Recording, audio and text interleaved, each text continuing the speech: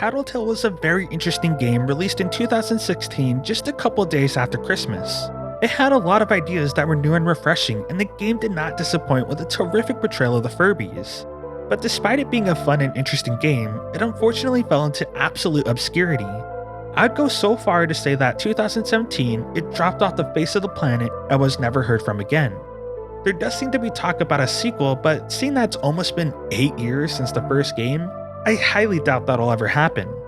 It's a true shame because I could really see this game being a huge hit, especially since mascot horror and retro games are a huge trend right now in the horror genre. But theoretically, even if the game was released this year, I'm still not certain it would go any different. There are some major problems with Tattletail, from the lack of story, the gameplay, and just the overall environment. But before we get to all that, let's take a quick look at the story of Tattletail and just what the overall gameplay consists of. With that said, let's get right into it. So, in the game, you play as a mischievous kid opening the present not 1, not 3, but 5 days before Christmas, which that alone is horrific enough. But it gets even worse when you open the present and realize it's a great value version of the Furbies. And I don't know if I'm the only one, but these little assholes scared the ever-living shit out of me when I was younger. They just stare into your soul. Anyhow, once you get over the PTSD that you got from the Furbies, you are given objectives by your Tattletail. While you're doing these objectives, you have to make sure your Tattletail is groomed, fed, and charged. But you'll soon realize something is off. Very off. They'll tell you about how scared they are of Mama and how you shouldn't let her find you, which you later find down in the basement on night 3. As you go through each night, Mama will try to attack you, listening in for any sound you make. But if you're lucky and manage to make it to Christmas Eve, you'll have the chance to help the Tattletails perform a special ritual to fix Mama. Cause you know, nothing says fun like a nice family ritual on Christmas Eve. And on Christmas Day, depending on if you collected all the eggs, you'll either get the good ending or the bad ending.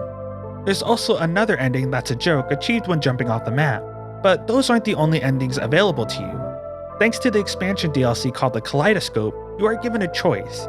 You can use the Kaleidoscope to recover your memories of what truly happened with the Tattletails, or you could remember Tattletail as boring forever, which in my opinion is the best choice. But either way, you're still that kid that opened the presents 5 days early and formed a ritual with your toys to fend off a huge killing Furby that kinda resembles Teddy Ruxpin. But that's not important.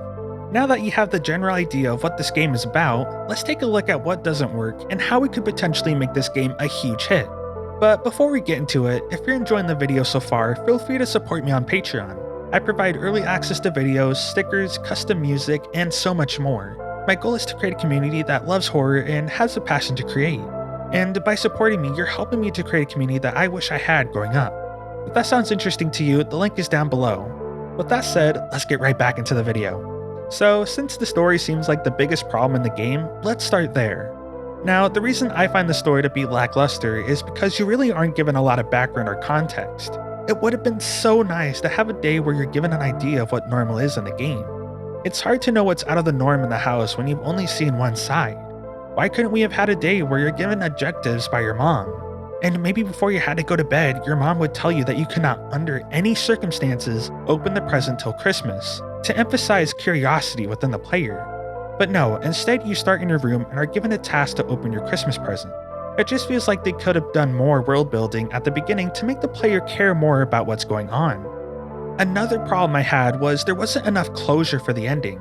In the game, when you finally open your present for what feels like the 5th time, you get attacked by Mama or get a birth certificate and a golden flashlight along with a cutscene waking up your mom. These two endings don't really say much and feel rushed. Why couldn't we have gotten some concrete answers to some of the huge holes in the story? Like, why was Mama attacking the child? Why are the Tattletails scared of Mama? Why is there so much emphasis on the child's mom? Does she have a part in it? So many questions that go unanswered, and I think that really damages people's interest in the story. Because how am I supposed to care when I don't even know enough to care? I do, however, enjoy that throughout the game it leans heavily on showing not telling. For example, you learn that the Tattletails are scared of Mama from them telling you to be quiet and hide from her. You also get a general idea of how the Tattletails are supposed to work. You play hide and seek with them, you feed them, groom, and charge them, and you can even learn basic facts from them. You can tell that these toys are meant to be fun furry friends for kids, and none of this was told to the player, instead it was shown. But maybe that's what the problem is. Maybe the reason the story feels lackluster is because the developers always showed instead of telling. Just like with most things in life, you need to have a balance, and maybe there was not enough told to the player. This would explain the lack of exposition in the game. Overall, I like what's in the story of Tattletail, I just wish there was more of it. And I feel the same way for the gameplay. First off, when playing the game, you soon realize the Tattletails are narcissistic little assholes. When their groom, food, or charge meter goes down, they become so annoying. They'll start repeating a phrase over and over again till you give them what they want, and it just makes me want to dropkick them into the stratosphere. Now, I know this is a mechanic to add tension because Mama reacts to you when you make noise, which is why it's very important to keep the Tattletail's meters full, otherwise you're in for a very fun surprise. Same goes for the flashlight. It's a lot like one of those noisy wind-up flashlights, but worse. You have to shake the flashlight like a glow stick in order to keep it on. If the light level gets too low, the Tattletail will start harassing you with ear-piercing noises, which again can get you killed by Mama. You know, now that I think of it, it's kind of funny that the Tattletails will go off if the light level is too low, because the Furbies, which the Tattletails are based off of, would usually have broken light sensors, making them still active even if it was dark. There are tons of creepy videos of Furbies talking and randomly turning on at night, causing childhood trauma. But I digress. I feel like this noise mechanic could be a little better, maybe less repetitive and annoying. Like, imagine if the longer you don't give the Tattletail what it needs, it starts sounding distorted and talks about the horrible things Mama will do to you if she catches you.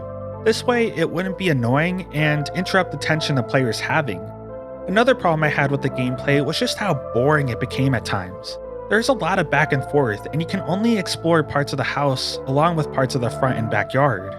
I assume that the developers made it this way to make it possible for them to finish the game, but because of that, as you're going back and forth doing simple objectives, you become very familiar with the environment, and it gets old because nothing is a mystery to you anymore. The only thing that keeps the gameplay exciting is avoiding Mama and trying to figure out the best strategy to dealing with her while also dealing with your Tattletail. But everything else feels like it could have used more, and I think the best answer to this problem is the environment.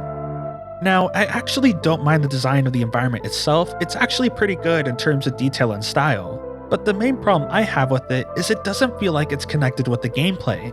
I've talked about this before in my ultimate guide to creating horror games that scare. Basically, to put it short, it's best to have your game mechanics complement the environments, but when I play Tattletail, I feel this slight disconnection when being hunted by Mama. I think the problem is, as a player, I feel like I need to keep my distance from her. But it's hard to do that when the environment itself is so tiny and claustrophobic. It leaves you unable to move around much and can feel kind of cumbersome because of it. I do think the developers tried to solve this issue, seeing that some of the doors in the living room are open when you're dealing with Mama, but it still feels like you don't really have anywhere to run besides just staying in a corner, looking away from it, and keeping quiet. It doesn't make for a fun game loop, and I think if the environment was bigger and more complex, it would complement the game far better. And I think if there was a sequel to Tattletail, it would be the perfect opportunity to implement some of these changes. I feel like it would be really interesting to have it be like a prequel. We know that Mama is dangerous, and that something bad happened during the production of the Tattletails commercial. So what if Tattletails 2 took place during the aftermath of the commercial? You'd play as one of the employees from the company called Waygetter Electronics. This would allow for a far bigger and more complex environment that would complement the gameplay. It would also add a whole lot of interesting story elements. You, the player, would learn more about this company and the intentions it had in making the Tattletails.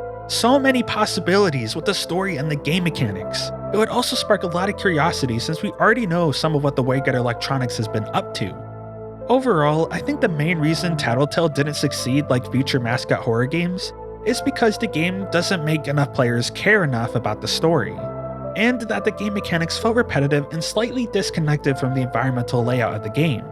But if these things were improved along with graphics to meet expectations today, I think Tattletails 2 would be a huge hit within the Mascot subgenre. But that's just me, what do you think? All that said, if you enjoyed this video, give it a like and hit the bell icon so you don't miss out on more videos like this one. Also, if you'd like to support this channel, you can find my Patreon down below.